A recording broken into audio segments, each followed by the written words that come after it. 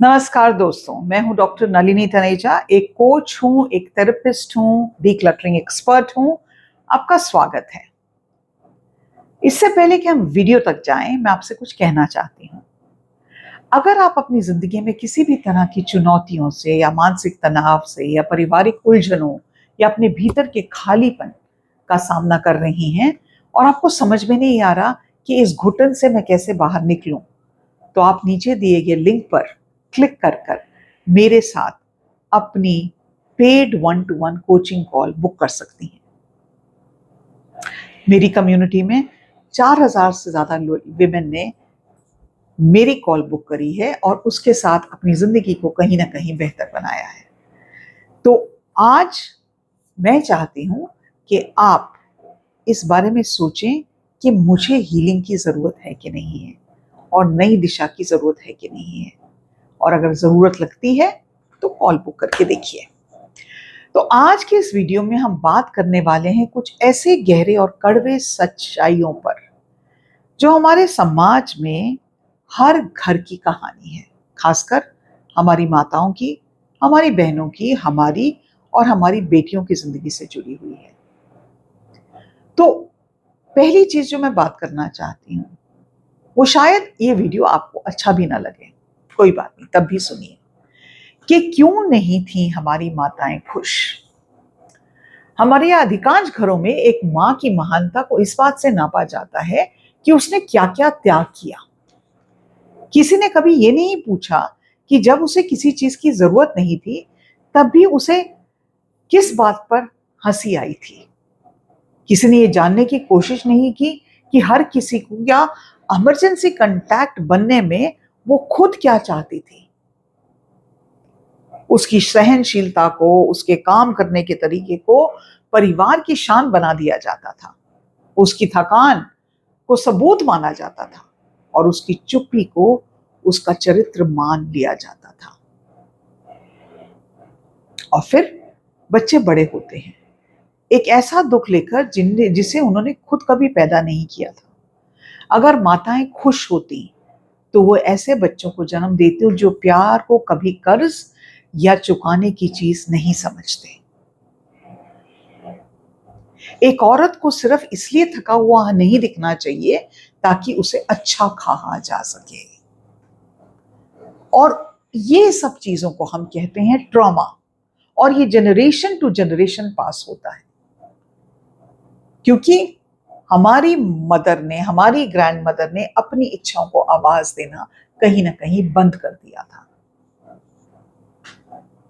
दूसरी चीज, क्या परिवार को जोड़े रखने की जिम्मेदारी सिर्फ औरत की होती है?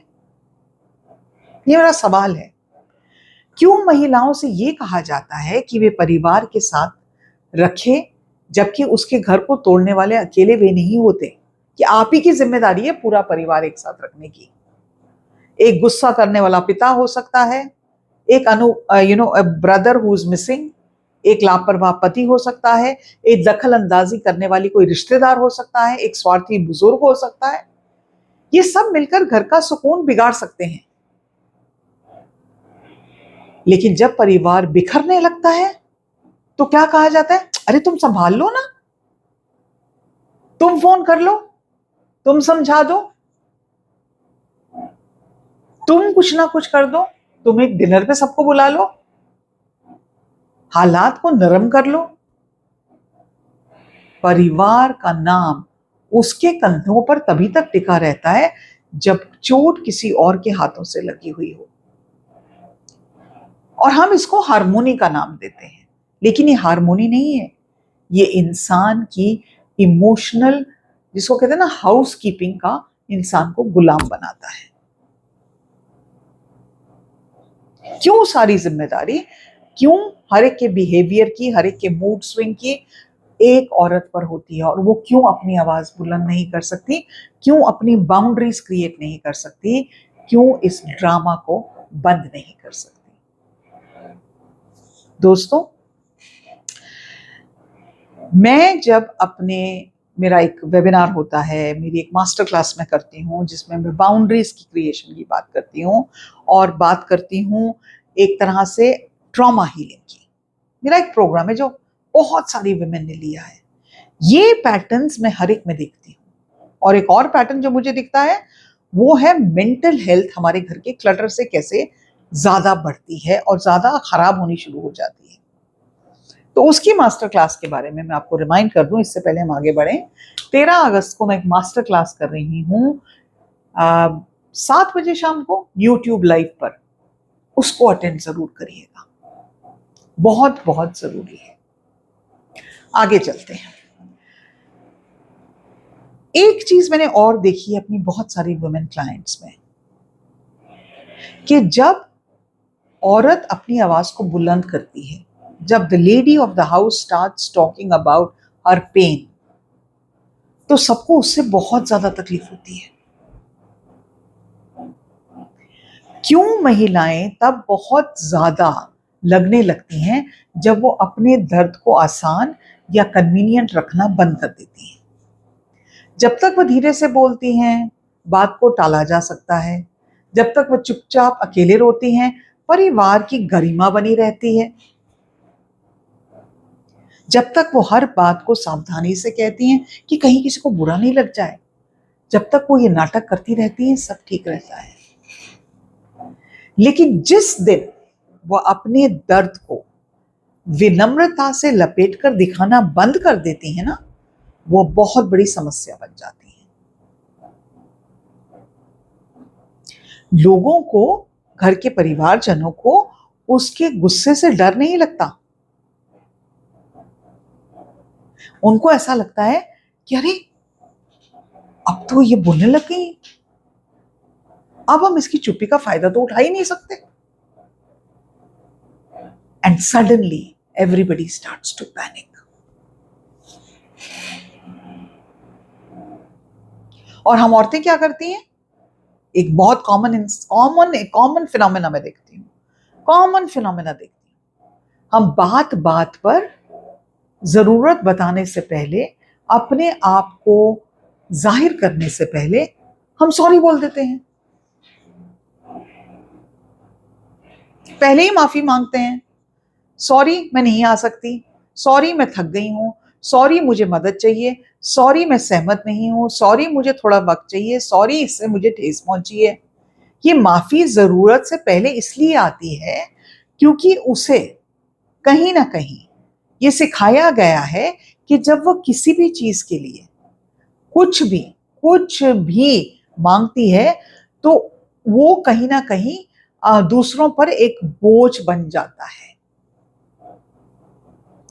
और हमको लगता है ये विनम्रता है। ये विनम्रता नहीं है, ये गुड मैनर्स नहीं है। ये वर्षों का वह एहसास है जिसे एक एक तरह से उसको ये हमेशा फील होता है कि वो एक असुविधा ही है, एक इनकन्वीनियंस ही है। रोज मेरी क्लाइंट कॉल्स के साथ मैं ये चीजें देखती हूं, मैं ये सुनती हूं।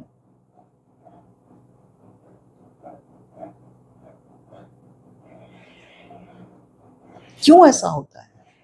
क्योंकि मैंने अपनी ग्रैंडमदर को ये करते देखा, मैंने अपनी मदर को ये करते देखा। तो मैं वो एग्जैक्टली वही ट्रॉमा अपने कंधों पर लेके जा रही हूँ, अपने दिमाग पे वो बोझ लेके जा रही हूँ। और मैंने कहीं ना कहीं अपनी आवाज को बंद कर दिया है। और उसको बंद करते वक्त कहीं ना कहीं मैं अंदर से घुटने लग जाती हूँ। मैं अपनी ताकत को पहचान ही नहीं पाती।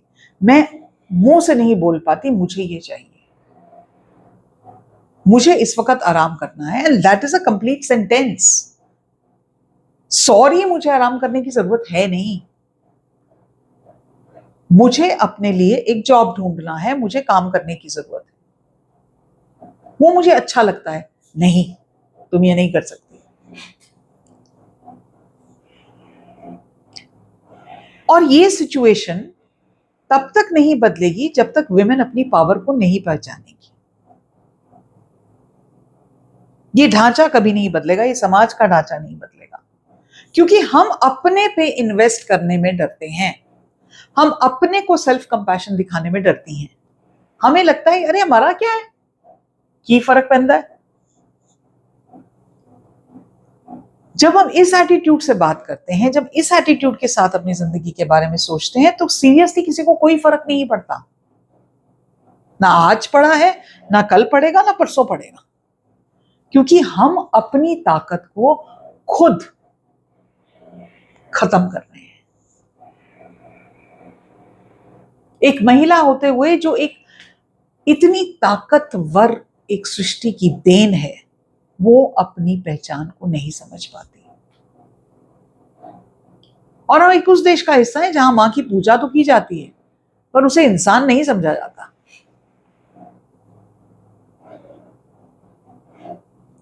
उसे पूजा जाने के लिए तो पूरी छूट है, लेकिन इंसान बनने की कोई छूट नहीं है। मां की हम तारीफ कर सकते हैं, उसके पैरों को छुआ जा सकता है,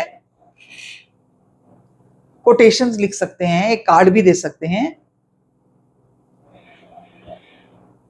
उसे सबसे अंत में खाना भी खिलाया जा सकता है, लेकिन फिर भी उससे ये नहीं पूछा जाता कि किस चीज की कमी खलती है आपको मां। मैं आपके लिए क्या कर सकता हूं मां। श्रद्धा या पूजा या पेडेस्टल पे चढ़ाना तो बहुत आसान है, एक्शन से ये प्रूव करना that you are important for me. Action से ये प्रूव करना कि जिस तरह से आप मेरी कदर करते हो, आप मेरा ध्यान रखते हो, मुझे भी आपका ध्यान रखना है। वो किसी को याद नहीं आता। किसी को ये नहीं समझ में आता कि जैसे हमको बोरियत होती है, नाराजगी होती है, इच्छाएं होती है, निराशा होती है, अहंकार होता है, डर होता है, पछतावा होता है, ये सब चीजें मेरी मां को भी होती हैं। मेरी घर की फीमेल सदस्य भी इन सभी भावनाओं के साथ जूझती है।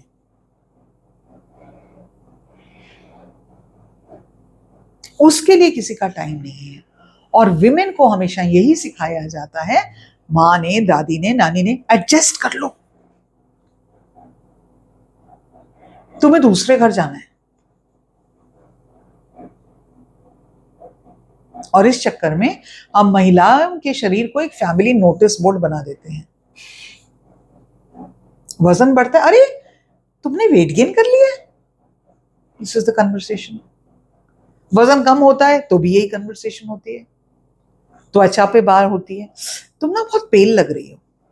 बालों पर बहस होती है, कपड़ों पर राय दी जाती है, गर्भावस्था पे, फर्टिलिटी इश्यूज पर चर्चा होती है, उम्र के ऊपर टिप्पणियां की जाती हैं। You look old for your age, you look young for your age. हर किसी को ऐसा क्यों लगता है कि एक विमेन की शरीर पर टिप्पणी देना बहुत आवश्यक है।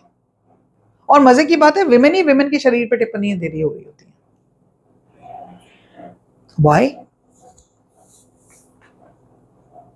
हम ऐसा क्यों करते हैं, कभी हमने सोचा है?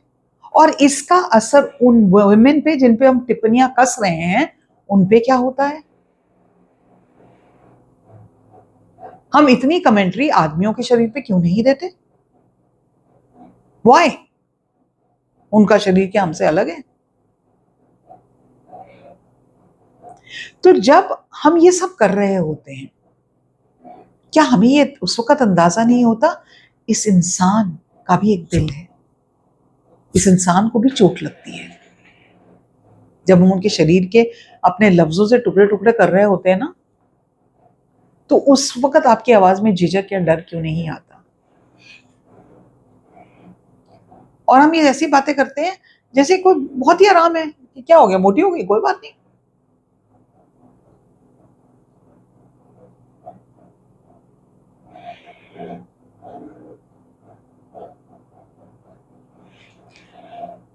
हमें ये कहीं ना कहीं समझा जाता है कि कमरे में घुसो ना तो पता चल जाना चाहिए किसका मूड कैसा है। एक लड़की को सिखाया जाता है कि बेटा सबके मूड के हिसाब से चलना। तो एक छोटी सी लड़की बहुत जल्दी सीख जाती है कि उसे अपनी आवाज को धीमे ही करना है, कैसे बैठना है, कैसे उठना है, कैसे चाय बनानी है, किसका मूड बदल गया है, कौन से चाचा जी घर पे हैं, कौन सी आंटी ताना दे रही है। तो हमारे एंटेना जो हैं वो हमेशा ऑन रहते हैं। और ये हमारा नेचुरल बिहेवियर होता है। इससे हमारा स्ट्रेस हार्मोन बढ़ता है, कोई इसके बारे में बात नहीं करता। साधारण कमरों में औरतें बहुत अलर्ट होती हैं, क्योंकि हमेशा होता है किसी को बुरा नहीं लग जाए, उसका मूड कैसा है, ये बातें उसके दिमाग में लगातार चलती हैं। हस्बैंड घर से आता है तो कहती है बच्चों बच्चे लोग चुपचाप बैठ जाओ, पापा आने वाले हैं। ये हम सब ने महसूस किया है। तो मेरा सवाल आप सबसे ये है कि कब हम ये जानेंगे कि हम बहुत ताकतवर हैं। हमें उस ट्रॉमा को हील करने की जरूरत है, उन कहानियों को, उन स्टोरीज को, उस नैरेटिव को चेंज करने की जरूरत है जो हमें बचपन से सिखाई गई हैं। जो ट्रॉमा मेरी नानी दादी ने मेरी माँ को दिया, वो ट्रॉमा मुझे नहीं रखना है। मुझे अपने आप को हील करना है। मुझे अपनी जिंदगी को ऐसे बनाना है जैसे मैं चाहती हूं। मुझे अपनी जिंदगी को अपने तरीके से चलना है। तो दोस्तों, वक्त आ गया है कि हम इन सब दबी हुई सच्चाइयों को समझें, खुद को हील करें और अपने जीवन की कमान अपने हाथों में लें, क्योंकि कोई और नहीं लेगा, कोई और बदलाव करने के लिए नहीं आएगा। मुझे ही अपनी जिंदगी बदलनी पड़ेगी। और मैं अपनी प्राइवेट प्रैक्टिस के थ्रू, अपनी कोर्सेज के थ्रू, अपनी मास्टर क्लासेस के थ्रू जानती हूं कि जब एक वुमेन अपनी ताकत अपने हाथों में लेती है ना, वो इतिहास रचती है। तो आपको किसका इंतजार है? शुरू करिए अपनी हीलिंग जर्नी, चाहे वो मेरा मास्टर क्लास ज्वाइन करके, चाहे 1-to-1 कॉल बुक कर कर, चाहे वीडियोस देखकर, कुछ ना कुछ एक्शन लीजिए ताकि आपका कहानी जो है वो अलग हो। ये वीडियो जितने दोस्तों साथ अपने शेयर कर सकती हैं आप जरूर करिएगा। और मिलते हैं अगले वीडियो में। नमस्कार।